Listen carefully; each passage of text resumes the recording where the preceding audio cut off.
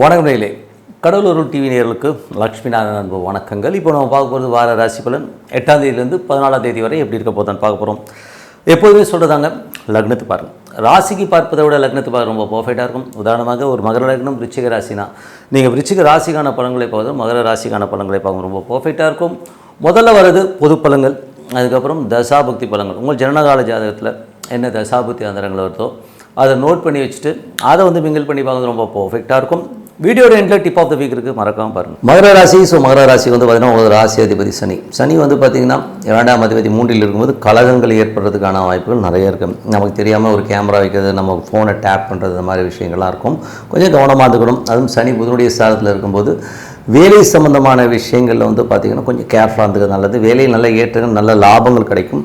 But இருந்தாலும் கண்காணிப்பு ஜாஸ்தி இருக்கிற மாதிரி ஃபீலிங் கண்டிப்பாக ஏற்படுத்தும். அதுக்கப்புறம் பார்க்கும்போது உங்களது 3 மற்றும் 12ஆம் அதிபதியான குரு இப்போ 7ல் இருக்கும்போது நல்ல ஏற்றங்களும் நல்ல ஒரு பாப்புலாரிட்டி, உங்கள் முயற்சியில் ஒரு பெரிய வெற்றி கிடைக்கிறதுக்கான வாய்ப்புகள் இருக்குது. அதே நேரத்தில் பார்த்திங்கன்னா காமத்திரி குணங்கிற ஒரு விஷயம் இருக்குது. ஸோ அது 12ஆம் அதிபதி என்னும்போது தூக்கத்தில் நிறைய கற்பனைகள் இருக்கும். ஸோ அதெல்லாம் கொஞ்சம் அவாய்ட் பண்ணிக்கிங்க.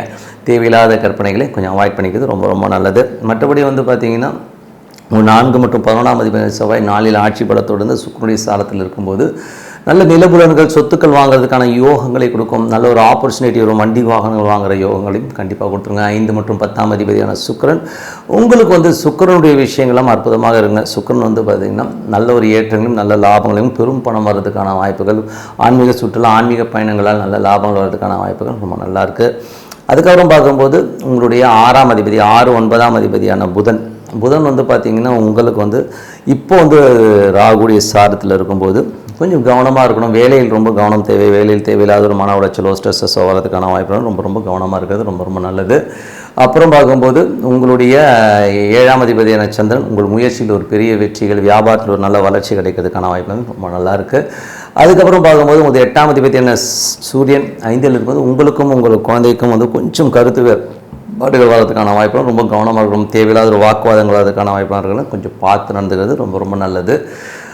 அதுக்கப்புறம் பார்க்கும்போது உங்களுக்கு 9ஆம் அதிபதியான புதன் 6ல் இருக்கும்போது வேலை விஷயமாக நிறைய பிரயாணமான சூழ்நிலை கண்டிப்பாக ஏற்படுத்தும். 10ஆம் அதிபதியான சுக்கிரன் பார்த்திங்கன்னா உங்களுக்கு என்ன மாதிரி விஷயங்களே பண்ணணும் போது சுக்கிரன் இப்போ இருக்கிறது 7க்கு வராருங்க. ஸோ 7க்கு வரும்போது நல்ல பிரயாணங்களும், நல்ல தொழில் ரீதியான விஷயம், நல்ல பாப்புலாரிட்டி, பெரும் பணம் வர்றதுக்கான வாய்ப்பு எல்லாமே அற்புதமாக இருக்குது. 11ஆம் அதிபதியான செவ்வாய் அவர் இப்போ பரணி நட்சத்திரம் சுக்கிரனுடைய சாரத்தில் போகும்போது சொத்துக்கள், ரியல் எஸ்டேட் துறையில் இருக்கிறவங்களுக்குலாம் நல்ல லாபங்களும் ஒரு பெரும் பணம் வர்றதுக்கான வாய்ப்புகளை கண்டிப்பாக கொடுத்துருங்க. ஏன்னா என்றைக்குமே சுக்கிரன் குரு இணைவு அப்படிங்கிறது ஒரு பெரும் பணத்தை கண்டிப்பாக கொடுத்துருங்க. ஸோ அது ரொம்ப சிறப்பான விஷயங்கள். அதுக்கப்புறம் பார்க்கும்போது ஒரு 12ஆம் அதிபதியான குரு உங்களுக்கு 7ல் இருக்கும்போது கணவன் மணி சார்ந்த விஷயங்களுக்காக, மனைவிக்காகவோ கணவனுக்காக ஒருத்தர் நிறைய செலவு பண்ணுறமான சூழ்நிலை நிறைய ஏற்படுத்தும். மற்றபடி உங்கள் முயற்சியில் ஒரு பெரிய வெற்றிகள், சந்தோஷங்கள் வரதுக்கான வாய்ப்பு எல்லாமே ரொம்ப நல்லா இருக்கும். ஸோ இதுவரை பார்த்தது பொது பலன்கள். இப்போ பார்த்து தசாபுக்தி பலன். மகர லக்னமாக சூரியன் தசாபுக்தி. சூரியன் 8ஆம் அதிபதி 5ல் இருந்து உங்களுக்கும் உங்கள் குழந்தைகளுக்கும் ஒரு வாக்குவாதங்கள் வர்றதுக்கான வாய்ப்புகள் இருக்குது. ஸோ கொஞ்சம் கவனமாக இருந்துக்கிறது ரொம்ப ரொம்ப நல்லது. அதுக்கப்புறம் பார்க்கும்போது முதல் லக்னமாக சந்திர தசாபுக்தி அந்தரங்கள். சந்திரன் பார்த்தா சிறப்பான விஷயங்கள், வியாபார ரீதியான விஷயம், நல்ல ஏற்றங்கள், நல்ல லாபங்கள், உங்கள் முயற்சியில் ஒரு பெரிய வெற்றி கிடைக்கிறதுக்கான வாய்ப்பும் சிறப்பாக இருக்குங்க. மகர லக்னமாக செவ்வாய் தசாபுக்தி சொத்துக்கள் வாங்குறது, வண்டி வாங்குகிற யோகங்கள் எல்லாமே அற்புதமாக இருக்குது. நல்ல ஒரு ரியல் எஸ்டேட் துறை இருக்கவங்க, வண்டி வாகனம் வாங்க விற்பனை செய்கிறவர்கள்லாம் நல்ல லாபங்கள் வர்றதுக்கான வாய்ப்பு ரொம்ப அற்புதமாக இருக்குது. மகர லக்னமாக ராகு தசாபுக்தி அந்தரங்கள். ராகு பார்த்திங்கன்னா உங்கள் 2ல் இருக்கும்போது பெரிய பிளான் பண்ணுவீங்க, பெரிய லெவலில் வரணுங்கிற எண்ணங்களையும் ஒரு பிரம்மாண்டத்தை நோக்கி போகுங்க. ஸோ அதுலேயுமே ரொம்ப சிறப்பு. ஸோ அதுலேயுமே ஒரு நல்ல விஷயந்தான். மகர லக்னமாக குரு தசாபுக்தி 3, 12ஆம் அதிபதியான குரு. ஸோ 3, 12ஆம் அதிபதியான குரு பார்த்திங்கன்னா இப்போ 7ல் இருக்கும்போது உங்கள் முயற்சியில் ஒரு பெரிய வெற்றி, அதுக்கான நிறைய மெனக்கெடு பண்ணுவீங்க. ராத்திரி பகல் பார்க்காம ஒரு ஸ்டெயின் எடுத்து நல்ல விஷயங்களை முடித்து பெரிய வெற்றி கிடைக்கிறதுக்கான வாய்ப்புகளை கண்டிப்பாக கொடுத்துருங்க. மகர லக்னமாக சனி தசாபுக்தி அந்தரங்கள். சனி பார்த்திங்கன்னா 3ல் இருக்கும்போது சின்ன சின்ன கலகங்கள் ஏற்படுறதுக்கான வாய்ப்புகள் ரொம்ப கவனம். அதுவும் புதனுடைய சாரத்தில் இருக்கும்போது நிறைய பிரயாணங்கள், வேலையில் நிறைய பிரயாணங்கள், அது மட்டும் இல்லாமல் ஒரு பெரிய லெவலில் முன்னேறணும், ஒரு பெரிய ஒரு லெவலில் ஒரு நம்மளுடைய டார்கெட் வச்சுட்டு போகிறவங்களும் ஒரு பெரிய வெற்றி உங்களுக்காக காத்துரும். தந்தையோட உடல்நலம் சம்மந்தமான விஷயங்களை கொஞ்சம் கேர்ஃபுல்லாக இருந்துக்கிறது ரொம்ப ரொம்ப நல்லதுங்க. அதுக்கப்புறம் பார்க்கும்போது மகர லக்னமாக புதன் தசாபுக்தி. புதன் 6, 9ஆம் அதிபதி ராகுடைய சாரத்தில் இருக்கும்போது புத்தி தடுமாற்றம் ஏற்படும். ஏன்னா வந்து ஏதாச்சும் ஏடாவடமாக பேசிடுவோம், நம்ம தான் புத்திசாலின்ட்டு, அதுக்கப்புறம் அது ஒரு பெரிய பிரச்சனையாகிறதுக்கான வாய்ப்பு. கொஞ்சம் பேசும்போது ரொம்ப கவனமாக பேசுகிறது ரொம்ப ரொம்ப நல்லது. வேலையிலையும் வந்து கொஞ்சம் வந்து நம்ம வந்து ஆஃப்லைனில் இருக்கிறது ரொம்ப ரொம்ப நல்லது. ஏதாச்சும் பேசினாங்கன்னா எமோஷன் ஆகாமல் இருக்கணுங்கிறது தான் உண்மையான விஷயம். அதுக்கப்புறம் பார்க்கும்போது மகர லக்னமாக வந்து கேது தேசம், கேது வந்து 8ல் இருக்கும்போது ரொம்ப கவனம் தேவை. ஏன்னா வந்து ஏதாவது லீகல் இஷ்யூஸ் இந்த மாதிரி விஷயங்கள்லாம் வந்து கொஞ்சம் கவனமாக இருக்கணும். ஏன்னா கேது சாரத்திலே இருக்கும்போது லீகல் இஷ்யூஸ் வரும். ஏதாவது கவர்மெண்ட் சம்மந்தமான விஷயங்கள் வந்து கொஞ்சம் கேர்ஃபுல்லாக இருந்துக்கிறது ரொம்ப ரொம்ப நல்லது.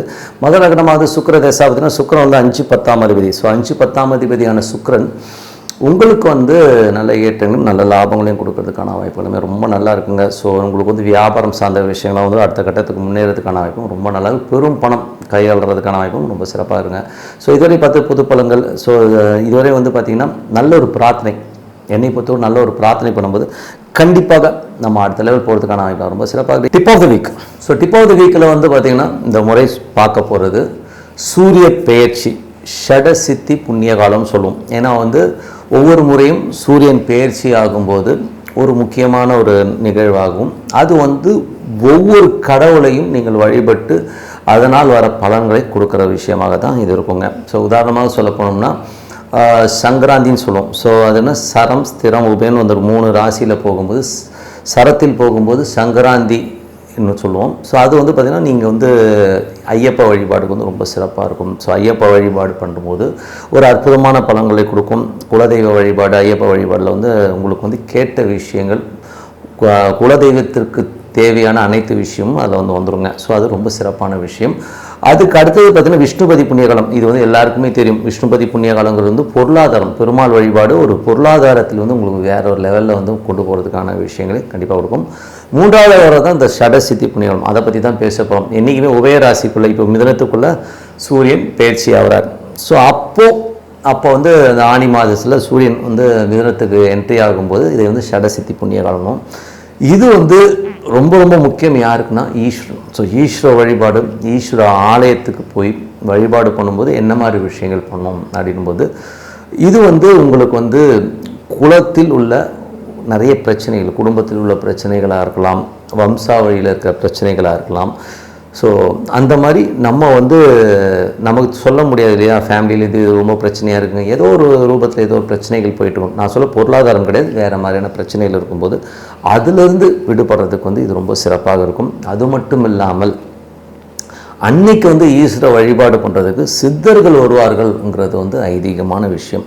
ஸோ உங்களுக்கு ஒரு மன நிம்மதி இல்லை, ஏதோ ஒரு பிரச்சனையில் உழண்டுட்டுருக்கீங்கன்னா இந்த ஷடசித்தி புண்ணிய காலத்தை நீங்கள் பயன்படுத்திக்கணும். ஸோ இதில் வந்து பார்த்திங்கன்னா ஆனி மாதம், அதாவது பார்த்திங்கன்னா ஜூன் 15ஆம் தேதி சாயங்காலம் வருதுங்க. சாயங்காலம் வந்து பார்த்திங்கன்னா ஏன்னா அது மாறுறது பார்த்திங்கன்னா ஒரு 12:30 மணிக்கு வந்து மாறுது எக்ஸாக்டாக சூரியன். ஆனால் 12:30 மணிக்கு கோயில்கள் திறந்துருப்பாங்க, கொஞ்சம் கஷ்டம்தான். ஸோ அதனால் நீங்கள் வந்து ஒரு ஈவினிங் ஒரு 4 மணிலேருந்து ஒரு 8 மணிக்குள்ளே அந்த இறைவனை, ஈஸ்வரனை வழிபாடு பண்ணுங்கள். மனதார பிரார்த்தனை பண்ணுறது ரொம்ப சிறப்பு. ஒரு வில்வம் போட்டு வழிபாடு பண்ணி பாருங்கள், ரொம்ப அற்புதமாக இருக்கும். அது விரதம் இருக்கலாம். யாருக்காச்சும் எனக்கு நோய் நொடியெலாம் எதுவும் இல்லை, நான் ஈஸ்வரனுக்காக ஒரு பொழுது இருக்கிறேன் அப்படின்னும்போது காலையிலேருந்து ஒரு சாயங்காலம் வரை விரதம் இருந்து ஈஸ்வரனை வழிபாடு பண்ணும்போது அற்புதமான பலன்கள். அதே நேரத்தில் இதே ஷடசித்தி புண்ணிய காலத்தில் சித்தர் சமாதிகளுக்கு போயிட்டு வழிபாடு பண்ணுறதும் ரொம்ப சிறப்பான பலன்களை கொடுக்கும். ஏன்னா சித்தர் சமாதிகளுக்கு போகும்போது உங்களுடைய கர்ம வினைகளை தீர்க்க உள்ளது தான் வந்து இந்த ஷடசித்தி புண்ணிய காலம். அதில் வந்து நீங்கள் போகும்போது நமக்கு வந்து ஜெனட்டிக்காக இருக்கிற நிறைய பிரச்சனைகளுக்கான தீர்வை கண்டிப்பாக கொடுத்துரும். அது மட்டும் இல்லாமல் ஜோதிடர்கள், வழக்கறிஞர்கள், வாக்கு சேல்ஸ்மேன், இவங்களுக்கெல்லாம் வந்து பார்த்திங்கன்னா வாக்கு வன்மைனால் ஒரு வாக்குல வந்து ஒரு உண்மை சித்தின்னு சொல்லுவோம். ஸோ வாக்கு வன்மை, வாக்கு சித்தி ஏற்படணுன்னா இந்த ஷடசித்தி புண்ணிய காலத்தில் சித்தர் வழிபாடும் ஈஸ்வர வழிபாடும் உங்களுக்கு வந்து சிறப்பான ஒரு பலன்களும் கர்மா தோஷங்களை நீக்க வல்ல ஒரு அற்புதமான காலகட்டம் தான் இந்த ஷடசித்தி புண்ணிய காலம். எல்லோருமே இப்போ பொருளாதாரத்துக்கு எப்படி வந்து விஷ்ணுபதி புண்ணிய காலம், எனக்கு பணம் வேணும் போது எல்லாம் விஷ்ணுபதி புண்ணிய காலத்தில் போய் வழிபட்டிங்களோம். அந்த மாதிரி ஏன் வாழ்க்கையில் இருக்க கர்மானா நமக்கு பொருளாதாரம் அல்லாத வழியாக சில பிரச்சனைகளோடு நம்ம குடும்பம் பாதிக்கப்பட்டிருக்கும். அதுலேருந்து வெளியில் வர்றதுக்கு இந்த ஷடசித்தி புண்ணிய காலம் ரொம்ப அற்புதமாக இருக்கும். நீங்கள் கோயில் போயிட்டு வரும்போது யாராச்சும் உங்களுக்கு வந்து தான தர்மங்களோ இல்லை அங்கே இருக்கிறவங்களுக்கு வந்து ஒரு துணி தானம் செய்கிறது, இல்லை ஒரு சாப்பாடு தானம்ன்றது வந்து உங்களுக்கு சிறப்பான பலன்கள் கண்டிப்பாக கொடுக்குங்க. ஏன்னா வந்து இது வந்து சித்தர்களே உங்கள் கண் முன்னே அந்த ஈஸ்வரன் வழிபாட்டுக்காக வருவாங்கங்கிறது ஐதீகம். பண்ணி பாருங்கள், கண்டிப்பாக ஒரு அற்புதமான பலன்களை கண்டிப்பாக வரும். ஏன்னா எப்படி விஷ்ணுபதி புண்ணிய காலம் ஒரு சிறப்பான பலன்கள், இது வந்து விஷ்ணுபதி புண்ணிய காலத்தில் வந்து பொருளாதாரம் அல்லாதவர்களுக்கு ஒரு பெரிய பொருளாதாரத்தை கொடுத்துச்சு. இந்த ஷடசித்தி புண்ணிய காலம் வந்து உங்கள் கர்மாவை தீர்க்க வல்லது, வாக்கு வன்மையை சிறப்பாக கொண்டு வருங்க. ஸோ அதனால் வந்து இதை எல்லாருமே பயன்படுத்திக்கிங்க. உங்கள் வாழ்வில் கர்மாக்கள் நீங்கள், கர்ம தோஷங்கள் நீங்கள்.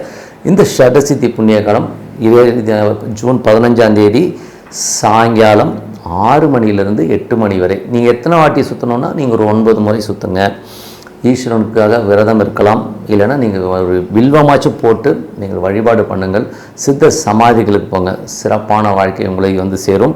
இதுக்கான இண்டிகேஷன்ஸ் எப்படி போனால் நீங்கள் ரெகுலராக பண்ணும்போது சித்தர்கள் உங்களை தொடர்பு கொள்வார்கள், உங்களுடைய வாக்கு வன்மை சிறக்கும், அற்புதமான விஷயங்கள் உங்கள் கர்ம தோஷங்கள் நீங்கள் சொல்லிட்டு உங்களது விடைபெறுவது உங்கள் லக்ஷ்மி நாராயணன். நன்றி, வணக்கம். கடவுள் அருள் டிவியை பார்த்தமைக்கு நன்றிகள். மேலும் இது போன்ற தகவல்களை தெரிந்து கொள்ள கடவுள் அருள் டிவியை சப்ஸ்கிரைப் செய்யுங்கள். மறக்காமல் பெல் ஐக்கானை கிளிக் செய்யுங்கள்.